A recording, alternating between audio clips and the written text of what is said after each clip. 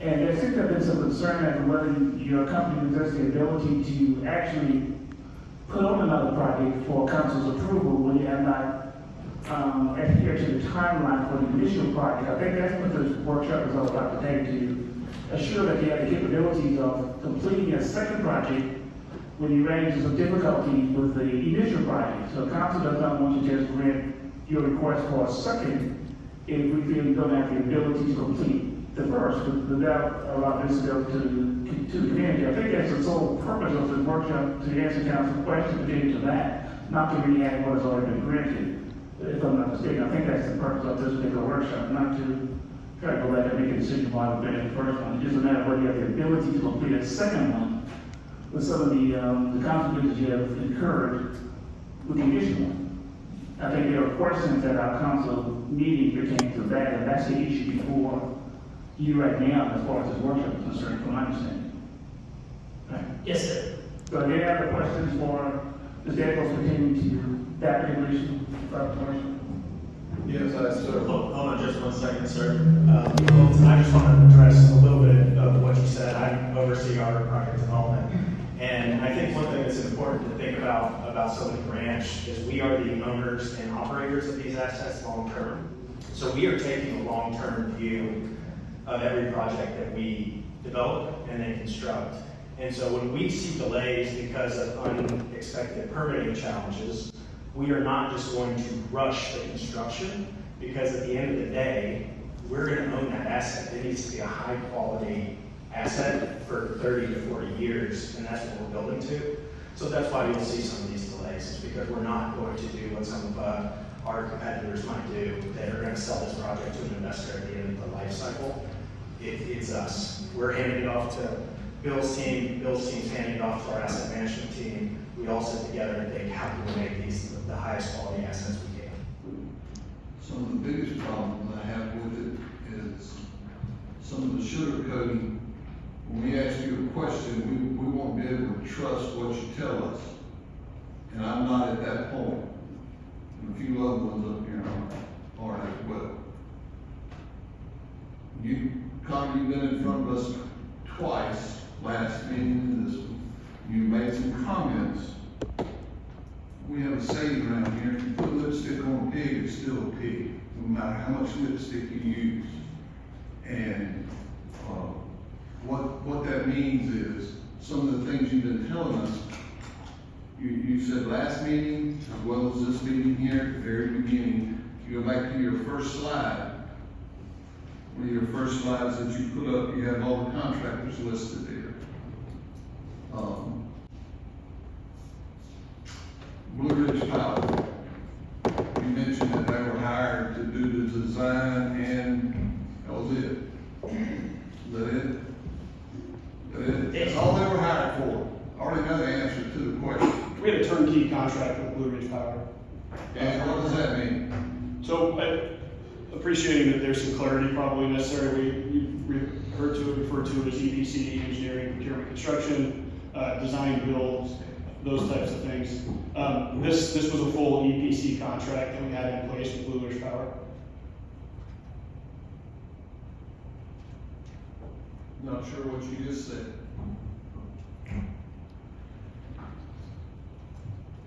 We have an engineering, procurement, construction contract with Blue Ridge Power. And that was to do engineering only? Just the blueprint? No, Blue Ridge Power fulfilled the engineering part of that, and then we separated and we moved on. And you separated and moved on? Correct. Why did you separate and move on? We separated because we decided to move on. Decided to move on because they didn't know how to deal with that dirt out there. They were not capable of doing what you're hired them to do, which is no problem. I just don't think Silicon Ranch should come in front of this council and make it look like something that it's not. That's lipstick on a pig. With all due respect, it's a good question. I was not aware of or part of any conversations where the dirt was an issue with Blue Ridge Power. So just, I guess, confirming that. Yes, it was. They actually tried to hire local contractors to come out here and tell them how to do that job, which the local guys aren't going. It's like asking Coke to give up their recipe for Coca-Cola, it ain't gonna happen unless they're hired for the job. But it's presented to us in a different light, just like you did, just like Connor has the last 2 times.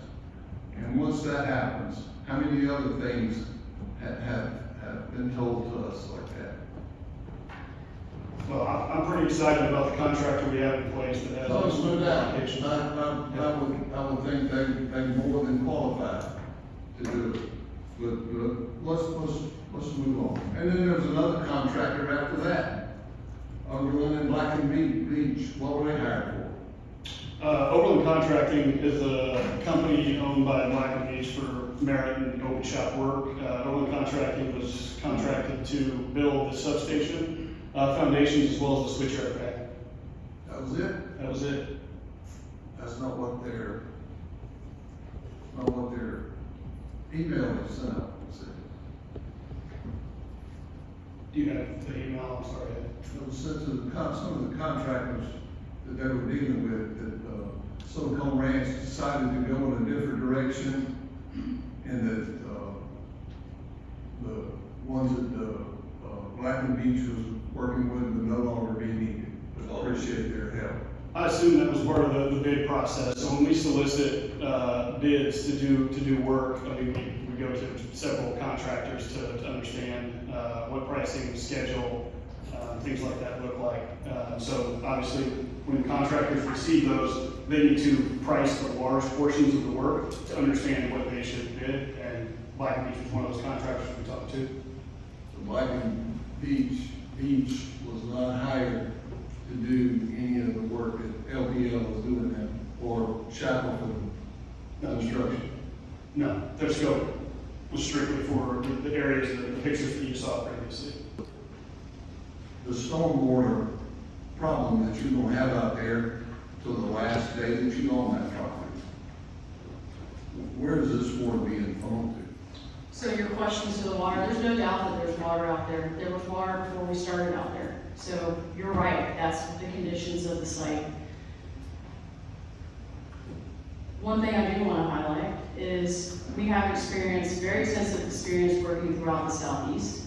In fact, most of our project team that is working on this job just finished over 500 megawatts or 4,000 acres in Louisiana, where the water table was 6 inches and or above the surface. So we are very used to mud, we are very used to working in standing water. That's the conditions that a lot of our team came off of. We're based out of Florida, we built a lot of jobs in these kind of conditions. So we understand what we're getting into there, we're well aware of that, and you're right. As you clear it, in different stages of the clearing, if you wrote down White Horse, you should have also, or, that's it, right? Wild Horse, excuse me. I knew that sounded wrong. If you write down that road, you'll see right off the left-hand side is that there is an area that looks really nice. That was the first area that we timbered, we cleared, we rolled, and it's ready for piles. So it can get there, it just has to be worked, and we have to dry it out. So you're right, it's gonna take a little bit to dry it out and to get it where it's workable, but it can be done. I'll go back to my original question. Where is the water going? And the same ditch structure that we're working The ditch structure that was on White Horse? that was within the site. There was already a ditching structure and avenue already within that site. It's going somewhere, it's not staying. The rain that falls in this area, as you well aware, it's going to fill up that ditch many times. Where is the water going when it leaves that ditch? Well, Silicon Ranch can speak to this as well, but the site has been engineered, the hydrology has been studied and looked at, so there's extensive calculations that can be shown how the drainage and the grading is supposed to support that. So I think that's really a technical question that can be looked at in the data and the hydrology of the site. Because the amount of water now is going to be a bigger problem because the vegetation and the trees are not there to help you use up the water that's going to fall. And believe me, it's going to fall. And there's property owners all around there. And is the water going to leave that solar farm onto their property? Well, the site's gonna be revegetated, number one, so there will be grass there at some point. Yeah, it will not be like it was. I was up front, Toyota is not happy with this project. Still not. Have heard nothing yet convince me otherwise. But when you come in front of us or you send us emails, remember what I said, put the lipstick up, keep it, it's still a pig if you put lipstick on it. You know, because sometimes it's not what you said, but it's what you didn't say. I want you to be upfront with us, because right now, I'm questioning everything you guys tell us, from some of the, what I call deceiving that's already gone on. And I have no reason to think otherwise. We're big boys and girls up here. We can take the truth. We don't need anything sugar-coated. Just tell us what's going on when we ask. Counselor, what would you like the truth about? I've already brought up one, and Ms. Brown, since you've taken the mic, and I wasn't going to bring it up, but I will. Please. You sent all council members some emails on the number of local contractors you hired. Mm-hmm. And one of your first emails, you had all the local contractors.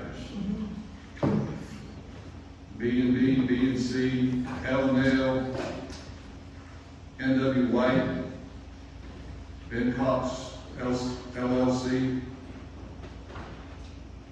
And then there's some follow-up emails that come on, but one of those were dropped off. One of those names was dropped off in the later emails. Can you I got remember it. which one? Because Oh, I know if that. you're saying it's Ben Cox LLC, it was not dropped off. It was eliminated from your email. I don't know what happened to it. It just wasn't in your email. The company that was dropped off was N.W. White. I said, no, wonder why she eliminated N.W. White from this latter email, especially since I was causing a stink about hiring local contractors, because N.W. White is not a local contractor to begin with, even though you included it on the email as being a local contractor. I want to get to the bottom of this because I'm not familiar with NW White on that list. I'll educate you on it. They're based out of Charleston. It had nothing to do with Georgia. NWW Hauling. NWW Hauling is Well, if it was NW White. removed in the body of the email, that was just something that I overlooked. But if it was not on this sheet that we had an attachment for, that listed But all. the reason I figured it was dropped off is because you went back, you were calling around, asking these local contractors, how much work have you done out there? You could use that, that's fine. Can I be honest with you? Figured out NWW was not a local contractor, and they've done the majority of the hauling out there, and that work could have went to a local contractor. But it went to an out-of-county contractor, and I figured that's the reason you dropped it off that later email. No, sir. And I've never lied to you. And I did call some of these Red people. flag when stuff like that happens. Well, I'm glad we're talking about it now. And you have my number, we could talk about that. But I did call some of these people. I called everyone on the list, tried to get a hold of. And I asked, could you just send us a letter saying you have done some work with us? I did not ask them how much. You saw the letters that I did provide. There were a few people I did not get in touch with. You had one down there that had two loads of riprap. Local guy. I'm glad they got some work. That was We need it. that equates to walking out of McDonald's with 2 Big Macs, 2 Biggie Fries, and 2 large Cokes. And you walk outside and see a homeless person sitting there asking for food, and you stop and pull out one French fry, and you don't give him that whole fry, you give him a third of that one French fry, and say, Sir. bon appetit. You worked for UPS. You owned your own grocery stores. You know how business works. And we are giving people what we have available. And who the people that are choosing these people for the jobs, they get that decision. That is the way business works. We are not giving anybody just a handout to show we are using a local contractor. We don't have time for that. You know we're well behind schedule. Yeah, and I think I know one of the reasons why. Why? Because local contractors was not used, and we wouldn't have had this catastrophe from when y'all first started, with contractors not knowing what they're doing. I should rephrase that, not knowing how to deal without dirt. I think you're making an assumption there. Again, we're a business, and we are choosing the right contractors to work with to get this project built that is up to our standards. You brought it up, this business, and you're right, you have the right to hire anybody you want to from wherever. We have no say-so in that. But my responsibility on this council is to look out for the residents of Georgetown County, the ones in Asheville, North Carolina, Garden, North Carolina, Overland, Kansas, Fort Lauderdale, Florida, or LPO. All of those families that are benefiting from Georgetown County land, they're not my concern. The concern is for the citizens of Georgetown County. And the contractors to Georgetown County have not benefited what they should from this project. That's my concern. Will always be my concern. It was yesterday, it is today, and it will be tomorrow. Well, I appreciate you voicing them. I do wish we could talk like we used to and pick up the phone and call us or attend the meetings that we had at that time to discuss further. But I appreciate your honesty now. Thank you.